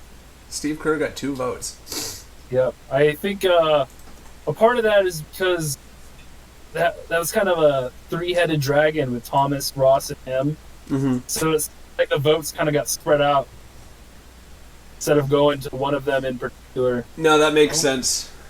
What about How about Darius Leonard? He had 4. He had 4. He was 1 away. Almost. Leonard was a monster for you, Dave. Dude, I loved him. He was Miles Jack was great against the pass, but Darius Leonard did it all in the middle. I don't think Alvin Kamara lived up to his potential in New Orleans. Agreed. Yeah, he could have been a superstar, but it just seemed like he couldn't win Derek these games. How about Patrick Mahomes? He received 3. Yeah, Mike used him well. Not enough, I'd say. I think he's overrated. Definitely overpaid. But he kept for the most part, he kept his interceptions down and threw for a few touchdowns, but it wasn't enough. I didn't see a lot of success in KC. Mixed success. The whole AFC West was mixed.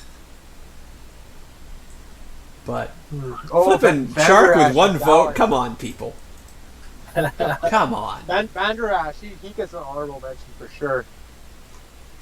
Yeah. Dallas? Oh man, beast. I'm trying to think of any other guys I'm curious about. Did Presley get any votes? Presley. I don't think he made the list. Yeah, he didn't make the list. Didn't make the list. Why Shame. would he? Why would he? Nothing but garbage everywhere. No, he was all right. Yeah, he's a role player. Yep. No Yeah, superstar. And then there were some running backs that shined shortly but brightly that got some votes with 3. Pollard, Barkley, and Mixon all got 3 votes, and Elliott. Mixon and Barkley, good to see them on there as far as past users who use them well. Yeah, and Josh Jacobs, yeah. So a lot of running backs that were that got some recognition but didn't get enough. What about Juju over in Pittsburgh? Juju got 2 votes. 2 votes. Yeah, he deserved more, but if Adam was here around, I think he would have made the list.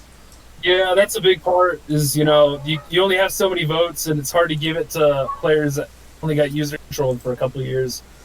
Yeah. Well, excellent, Ty. Thank you for that list. That was a great exercise as far as looking at guys to remember from the past file. Yeah. Good recap on all the players who made the league fun. Yeah, it was fun to go through and kind of remember everything that everyone did, and I say it's a pretty good list. Yeah. No offensive linemen. You guys recall any offensive linemen who could have made it? There were two. Larry Styles? Larry Styles and Tyron Smith. And combined, they all got 3 votes, and the only people that voted for them were people that had them on their team. They obviously did really good there. Yep. Yeah, it's hard to... It's hard to be a hog. Yeah. So before we reveal the start date for the new file and the other small announcement, is there anything else you guys want to say about the previous file before we put it to bed? It was a lot of fun, and I'm excited for the new one. Yeah, so I got to echo that. Same thing. Yeah. It was great. It was a great couple of seasons, and it was awesome to get back into Madden. And I'm looking forward to the next one. Yeah, no, I think this was a great way to get everyone together. I think this was a great first start to the league. Before I reveal the start date, there is one little quick story I wanted to talk about. I got a message today from a former user that asked about coming back, and so I was excited. It's always good to see a user request to come back, but it was a particular user that many of you may remember fondly. And so I quickly messaged Ty, who's obviously, well, you both are my co-commissioners here, but Ty has kind of been the number 2 as far as handling a lot of the advances and whatnot, and then Cody's right there as well. And so I messaged Ty, I said, you would never guess who messaged me today about coming back. And he's like, oh, I'm really curious. Who? And I just wrote, I said something about how I have some big news. I said, you could call him a founder of the very league. And so there's this long pause. Ty's like, no, you didn't. You got a message from him? Yeah, I'm going, no way, impossible. This can't be true. How could I have found the founder of the league? And so the whole time he's thinking it's Al. From the very foundations of Madden League 16 from 2013, that he's finally commented back to one of us, he's alive, he's not dead. Yeah, finally get closure on whatever the hell happened to him. And it was at that moment I was like, oh no, I've gone too far. It's not Al. I got a message from Dana about coming back, and it wasn't Al. But Dana apparently is interested in coming back to the league. Unfortunately, we have 18 users at this point, so we're more than full. And I didn't think it was a good time to bring him back anyway. So Dana isn't coming back, but it was quite fun to see Ty think it was Al at first. So I wanted to share that little story. Hey Cody, you back with us? Hey, yeah. Sorry for that. No problem. You just missed the story, so it's okay. Oh, okay. All right. So I guess the last order of business here is to move us on to the new file, and so I'm happy to announce that the new date for the start of the file, Madden releases on Friday the 28th, and we will be kicking off preseason to the new file on September 4th. So a week from Friday. So hopefully that gives the Madden developers enough time to get things patched up and ready for us. And hopefully the title updates that they release affect our current file. I know when they implemented the 5th year options and such, that did work for us. And they did that about middle of the way through our time. So we'll have that. Great developers. So great developers. So September 4th will be the day, and I will be revealing I've been working on a new logo for our league, and so I'll be revealing that soon. Some people have already seen it, and I've gotten good feedback from it, so I'll probably touch it up a little bit and then send it out. You guys should see it in Discord soon enough. But outside of that, that concludes the podcast. Awesome. Cody and Ty and Dustin, thanks for joining us. It was great to have you. Thank you. Absolutely, and we're this is I'll see you. I'll see you in the AFC, Dave. I'm looking forward to squaring up with you. We don't play often enough, so this will be a good time to get to know each other. Yeah, and we'll have Andy in there as well. So it's going to be a battle of the old schools. Well, thank you guys. You have a wonderful night, and we'll catch you guys. Oh, I should mention, next week we will not have a podcast. We're going to take a week off before the kickoff of the file, and you'll hear back from us once we're underway. So until next time, we'll see you guys in the new file. Good night, guys.